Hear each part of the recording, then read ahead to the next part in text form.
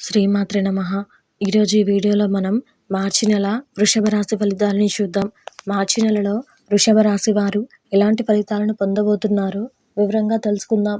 అంతకంటే ముందు ఈ వీడియో కనుక మీకు నచ్చినట్టయితే లైక్ చేయండి, షేర్ చేయండి. అలాగే మరెన్నో ఇలాంటి ఆధ్యాత్మిక విషయాల కోసం మన ఛానల్ని సబ్స్క్రైబ్ చేసుకోండి. ఇంకా విషయంలోకి వెళ్తే మార్చి నెల వృషభ రాశి వారికి సంబంధించి మార్చి 5న శనిగ్రహం మీకు వెండి రేఖలను చూపబోతుంది.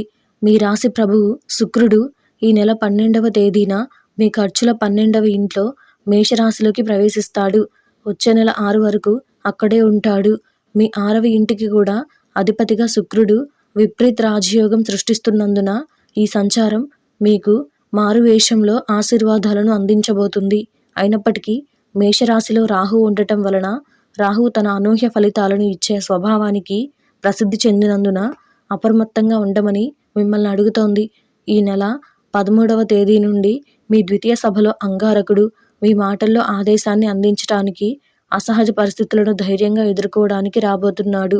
మీనరాశిలో సూర్యుడు ఆదాయపు 11వ ఇంట్లోకి ప్రవేశించటం వల్ల మార్చి 15 తర్వాత మీ ఆర్థిక విషయాలలో సూర్యరశ్మి చాలా ఎక్కువగా ఉంటుంది.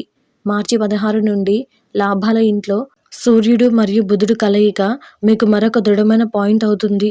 ఇది మీ ఆర్థిక విషయాలను దృశ్యమానంగా క్రమబద్ధీకరించగలదు.